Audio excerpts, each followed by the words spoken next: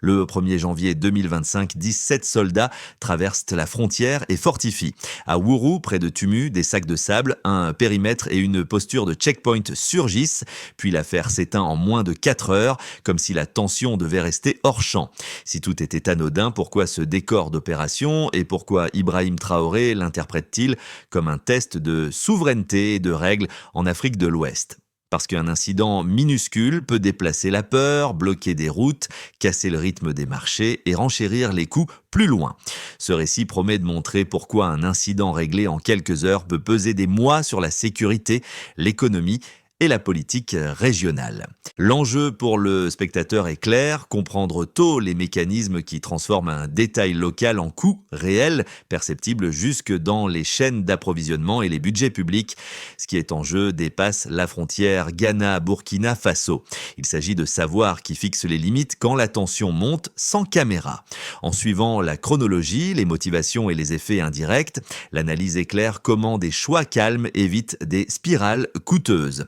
Un silence diplomatique peut valoir plus qu'un communiqué, 17 soldats, des sacs de sable et une détention inférieure à 4 heures. Ces 3 éléments, mis bout à bout, racontent plus qu'un simple égarement.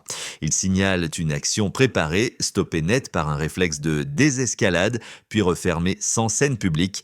Dans ce contraste précis, Ibrahim Traoré voit un test silencieux des règles régionales, là où l'apparence d'ordre masque souvent une négociation de limites. Le décor compte, la zone de Wuru, à proximité de Tumu, n'est pas une frontière vitrifiée par des postes formels, c'est un espace vécu où chaque véhicule inconnu se remarque et où une présence armée change l'atmosphère en minutes. Les témoignages décrivent une posture de contrôle, dispersion des hommes, périmètre, sac de sable, ce n'est pas l'attitude d'un passage accidentel, mais celle d'une occupation courte, conçue pour tenir un point. La réaction locale est immédiate et l'alerte déclenche une réponse rapide des autorités ghanéennes, calibrées pour éviter l'escalade. Pourquoi une sortie si rapide ? Parce que dans l'Afrique de l'Ouest actuelle, le temps est un multiplicateur de risques. Plus un incident dure, plus les récits concurrents s'installent, plus la fierté nationale durcit les positions. La résolution en quelques heures suggère l'existence de canaux actifs entre Accra et Ouagadougou et une préférence assumée pour l'extinction précoce des étincelles. Cette logique tranche avec des épisodes récents où des malentendus comparables ont duré des jours, parfois des semaines, et laissé des cicatrices politiques. Le contexte régional renforce la lecture. Les relations entre voisins oscillent entre coopération pragmatique et méfiance stratégique sous l'ombre de recomposition sécuritaire au Sahel. Dans ce cadre, chaque geste frontalier est scruté pour ce qu'il annonce, pas seulement pour ce qu'il fait. Ibrahim Traoré a souvent insisté sur la dignité et la souveraineté comme ligne rouge. Ici, la séquence montre comment ces lignes peuvent être testées sans bruit, puis redessinées par la retenue. La question ouverte demeure. Si l'alerte n'avait pas été donnée immédiatement, la chronologie aurait-elle tenu ? Pour mesurer l'impact précoce, il faut quitter les communiqués et suivre un regard local. À Wuru, des habitants décrivent un basculement immédiat. Une route familière devient un point contrôlé, les gestes se figent, les conversations baissent d'un ton. Dans ces villages frontaliers, la différence entre un passage et une installation se lit à la posture. Un passage s'excuse et s'efface. Une installation ordonne et attend. Les sacs de sable ont suffi à changer le rythme de la journée. Un chef communautaire raconte l'instant où l'alerte a été donnée. Il ne s'agissait pas d'amplifier une rumeur, mais de prévenir un engrenage. Ici, la mémoire est courte et précise. Un incident mal interprété peut bloquer les marchés, détourner les camions, retarder les soins. Les autorités ghanéennes arrivent sans mise en scène. L'objectif est clair, séparer les uniformes, désarmer la situation, gagner du temps avant que les récits ne s'emballent. Ce premier impact est souvent invisible à distance. Pourtant, il est décisif. 1 heure de flottement suffit pour que la peur s'installe, et la peur est un coût. Elle dissuade les déplacements, ralentit les échanges, pèse sur les prix locaux. La décision de traiter l'affaire rapidement protège d'abord ses équilibres fragiles, bien avant toute considération d'image internationale. Le cas montre aussi une règle tacite des zones frontières, l'initiative citoyenne compte. Sans l'alerte, l'incident aurait pu durer, attirer des renforts, provoquer une lecture hostile de part et d'autre. En ce sens, l'impact précoce n'est pas seulement sécuritaire, il est social et économique. Il révèle comment la stabilité se joue à hauteur d'homme dans des choix immédiats, loin des capitales. Avant, la frontière fonctionnait comme une habitude. Après, elle devient un signal. Le déclencheur est simple en apparence. Au matin du 1er janvier 2025, 17 soldats burkinabés franchissent la ligne près de Wourou, non loin de Tumu. Mais le détail qui change tout survient aussitôt. Ils ne repartent pas. Ils s'organisent. Des sacs de sable sont empilés. Un périmètre se dessine. Une posture de contrôle s'installe sur une route qui n'est pas la leur pour les habitants. Ce n'est pas un écart, c'est un message implicite.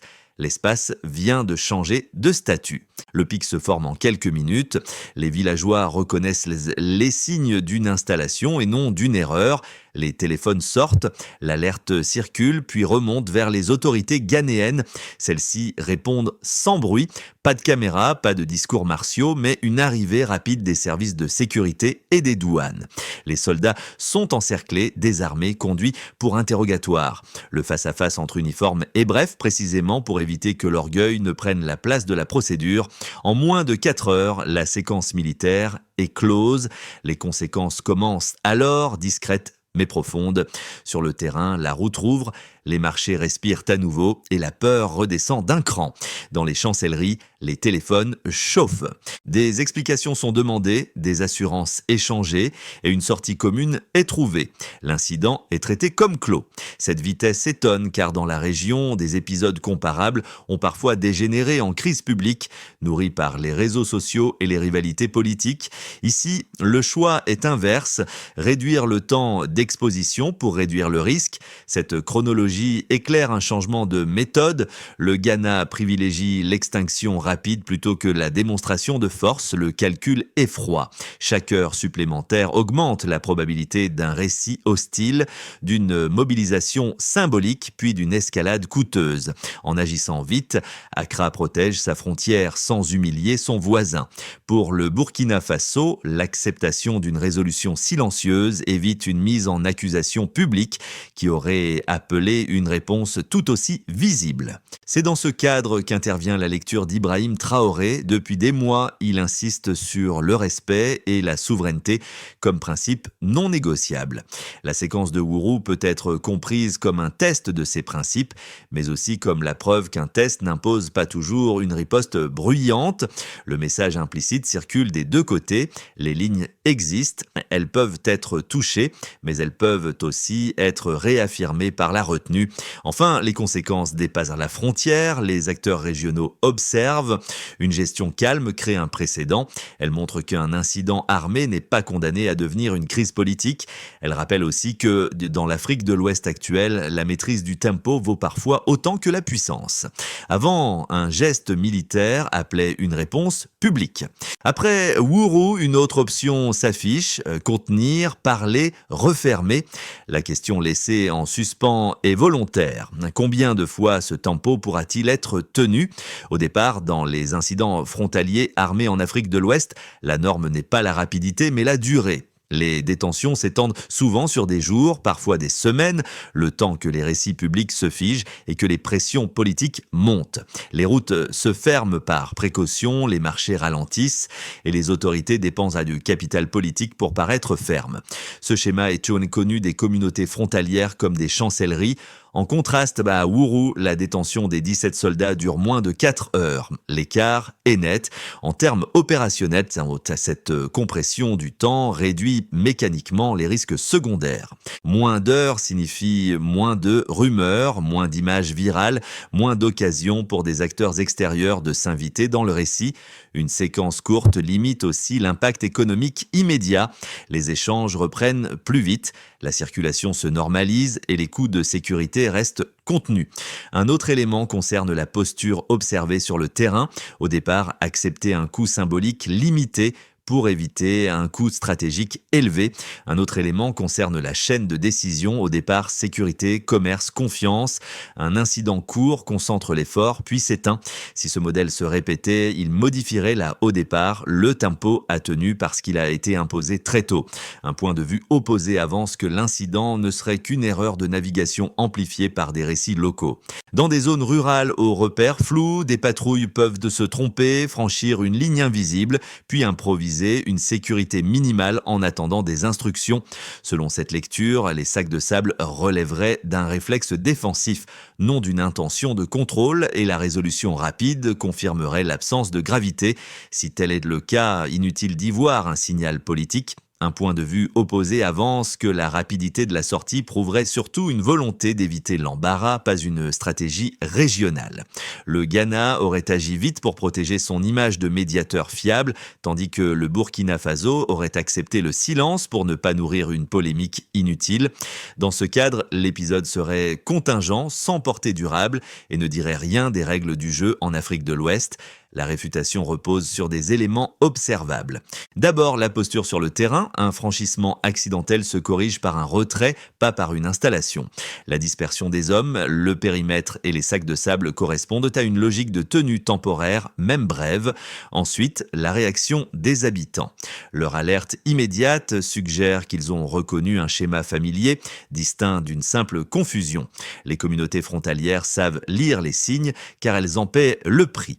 Enfin, la gestion institutionnelle elle-même invalide l'idée d'un non-événement. La mobilisation rapide, le désarmement, l'interrogatoire et l'activation de canaux diplomatiques en quelques heures indiquent que les autorités ont traité l'incident comme potentiellement escalatoire. On ne déploie pas ce niveau de précaution pour une simple erreur anodine. Le choix de la discrétion ne nie pas la gravité, il vise à en contenir les effets. C'est ici que la grille de lecture associée à Ibrahim Traoré trouve sa place. Son insistance sur la souveraineté n'implique pas nécessairement une réponse publique à chaque test, mais une reconnaissance claire des lignes franchies. La séquence de Wuru montre que ces lignes peuvent être rappelées sans théâtre par la procédure et le tempo. La retenue n'efface pas le message, elle le rend plus coûteux à ignorer pour qui recommencerait. Ainsi, les arguments minimisant l'incident échouent, a expliqué la cohérence des signaux. L'épisode n'est ni un accident pur, ni un simple souci d'image. Il s'agit d'un test contenu dont la gestion révèle une préférence stratégique. Empêcher que des gestes limités ne deviennent des crises ouvertes. La solidité de cette préférence dépendra d'un facteur clé, sa constance. Ce renversement de lecture change la compréhension de l'épisode. Ce qui semblait une absence de réaction publique devient un choix actif, déplacer la réponse hors de la scène médiatique pour reprendre le contrôle du tempo. À mi-parcours, le sens bascule. L'enjeu n'est plus de savoir si l'incident était grave, mais pourquoi il a été volontairement rendu discret. Dans cette optique, la désescalade n'est pas une faiblesse, mais un instrument. En refusant la théâtralisation, le Ghana a privé l'incident de carburant narratif. Pas d'image, pas de déclaration martiale, donc peu d'espace pour la surenchère. Cette méthode protège les canaux diplomatiques et limite l'entrée d'acteurs tiers dans le récit. Elle transforme un test potentiel en impasse symbolique. C'est précisément ce point que souligne la lecture associée à Ibrahim Traoré. Lorsqu'il parle de respect et de refus de se plier pour rassurer des puissances extérieures, il vise aussi la capacité à choisir le terrain de la réponse. Ici, le terrain n'était pas la tribune publique, mais la coordination silencieuse. Le message est double, les lignes sont surveillées et la réponse peut être immédiate sans être bruyante. Ce changement de perspective a des conséquences. Il redéfinit ce que signifie réagir dans une région saturée de crises médiatisées. Réagir, c'est parfois réduire la visibilité pour réduire le coût. À partir de ce moment charnière, l'épisode de Wuru cesse d'être un simple fait divers frontalier. Il devient un cas d'école sur la maîtrise de l'escalade. Reste une question suspendue qui ouvre la suite, qui gagne vraiment lorsque le silence l'emporte sur le spectacle. Pour l'État, l'effet immédiat est une réduction des risques sans perte de contrôle. La réponse rapide protège la souveraineté ghanéenne tout en évitant l'engrenage des déclarations publique. Elle préserve des canaux fonctionnels avec Ouagadougou et limite l'entrée de médiateurs extérieurs. À court terme, cela signifie moins de coûts sécuritaires additionnels et moins de pression politique interne pour montrer les muscles. À moyen terme, cela crée un précédent. Une frontière peut être défendue par la procédure et le tempo, pas seulement par la posture. Pour les entreprises, surtout celles liées au transport et aux marchés locaux, la conséquence est tangible. Un incident long bloque les routes, retarde les livraisons et renchérit l'assurance. Ici, la normalisation en quelques heures réduit les pertes d'exploitation et l'incertitude. Les transporteurs reprennent plus vite, les commerçants évitent la flambée des prix et la confiance minimale nécessaire aux échanges transfrontaliers tient. Cette stabilité relative pèse sur les coûts, même si elle reste fragile. Pour les citoyens, l'impact est d'abord psychologique, puis matériel. La peur est un impôt invisible. Lorsqu'un point de contrôle surgit, les déplacements se raréfient, les marchés se vident, les soins et l'école deviennent des calculs de risque. La désescalade rapide a limité cette onde. Les habitants de Wuru ont vu la tension retomber le jour même, ce qui a empêché une spirale de rumeurs et de comportements d'évitement. Dans les zones rurales, ce gain de normalité vaut autant qu'une annonce officielle. Pour la région, enfin, la conséquence est stratégique. Les voisins observent et comparent. Un incident contenu montre qu'il existe une alternative à la confrontation symbolique. Il suggère que la stabilité peut être produite localement, sans sanctions spectaculaires ni alignement automatique. Cette lecture rejoint l'argument souvent avancé par Ibrahim Traoré. Le respect passe par la capacité à fixer des limites sans dépendre du regard extérieur. L'épisode indique que cette capacité peut s'exprimer par la retenue, à condition qu'elle soit crédible et répétable. Ces effets ne sont pas garantis. Ils reposent sur un équilibre délicat. Si un futur incident était traité différemment, la confiance accumulée s'évaporerait vite. Les acteurs économiques ajusteraient leur prix à la hausse, les citoyens réduiraient leurs déplacements et les États durciraient leur posture. Autrement dit, la réussite de Wuru crée une attente. Elle élève le coût d'un échec ultérieur. La conséquence la plus durable est peut-être narrative. En refusant le spectacle, la gestion de l'incident a déplacé l'attention vers les résultats. Moins de bruit, plus d'effet. Dans une région où chaque geste est interprété, cette sobriété devient un signal en soi. Reste à voir si elle sera comprise comme une norme ou comme une exception. Qui, demain, acceptera de payer le prix du silence pour éviter celui de l'escalade? Dans une hypothèse de continuité, la méthode observée à Wuru devient une référence pragmatique. Les incidents mineurs sont traités vite, hors caméra, avec des canaux militaires et diplomatiques maintenus ouverts. La frontière reste sensible mais gérable. Les échanges reprennent après chaque alerte sans s'interrompre durablement. Les acteurs économiques intègrent un risque résiduel sans le majorer. Dans ce cadre, la stabilité n'est pas spectaculaire, mais suffisante pour éviter des chocs de prix et des fermetures prolongées. La leçon est simple, la maîtrise du tempo réduit la facture globale. Dans une hypothèse plus favorable, la désescalade silencieuse s'institutionnalise, des protocoles communs se renforcent, des lignes directes se multiplient et les communautés locales sont intégrées comme capteurs d'alerte précoce. Les incidents deviennent plus rares et plus courts. La confiance relative permet de sécuriser les routes commerciales et d'attirer des investissements prudents dans les zones frontalières. Dans ce contexte, le discours sur la souveraineté gagne en crédibilité car il s'appuie sur des résultats concrets. La région montre qu'elle peut régler ses frictions sans externaliser la gestion des crises. Dans une hypothèse plus défavorable, un incident similaire survient ailleurs, mais le tempo échappe au contrôle. Une déclaration publique précède la coordination, les images circulent et la pression nationale durcit les positions. Les canaux se ferment, même brièvement, les marchés réagissent, les prix montent et les assurances renchérissent. Le précédent de Wuru se retourne, la comparaison alimente la critique et la confiance s'érode.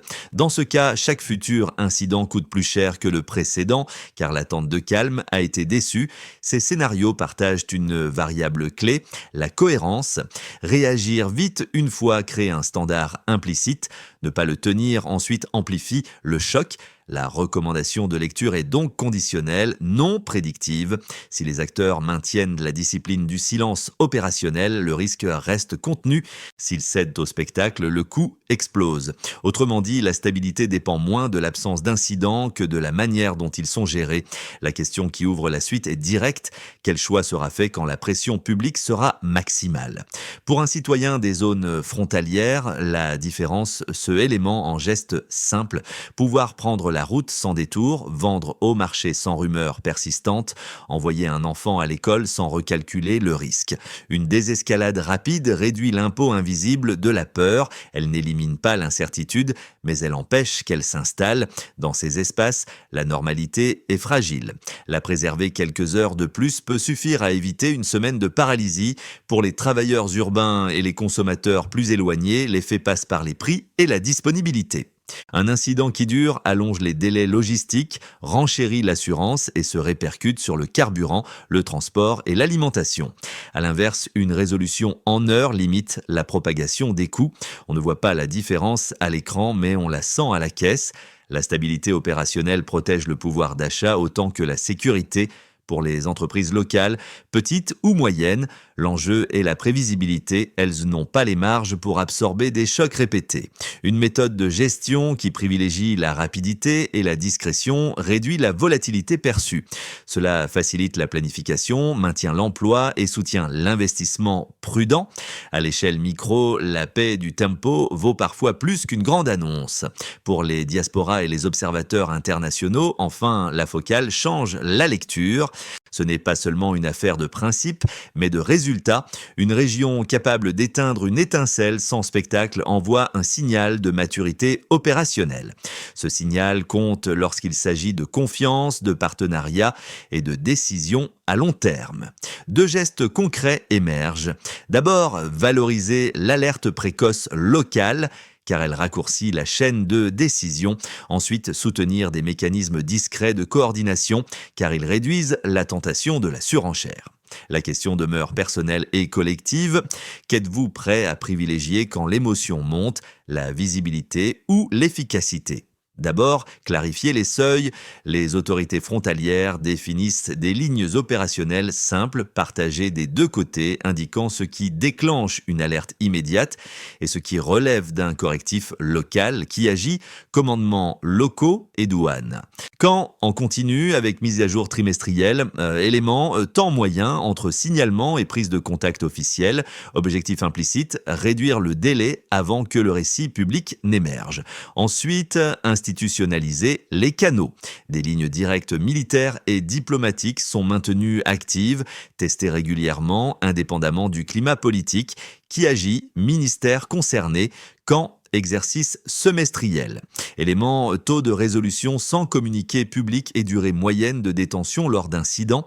Le principe est de traiter la crise comme un problème technique avant qu'elle ne devienne symbolique, puis outiller l'alerte locale. Les communautés frontalières sont reconnues comme capteurs légitimes qui agit. Autorité locale avec soutien national quand déploiement progressif. Élément, proportion d'incidents signalés par des relais communautaires et réduction des rumeurs. L'objectif est d'agir avant la cristallisation de la peur, ensuite protéger l'économie du tempo. Des protocoles visent à maintenir la circulation essentielle pendant l'évaluation qui agit sécurité, transport, commerce, quand, activation à chaque alerte, éléments, heures de fermeture cumulées et coûts logistiques évités. Le gain est concret, même s'il reste discret. Enfin, assumer la retenue. La communication publique intervient en dernier si nécessaire, qui agit exécutif quand, après stabilisation. Élément, absence d'escalade secondaire. Cette philosophie rejoint la ligne souvent rappelée par Ibrahim Traoré. Le respect passe par la capacité à fixer des limites sans dépendre du spectacle.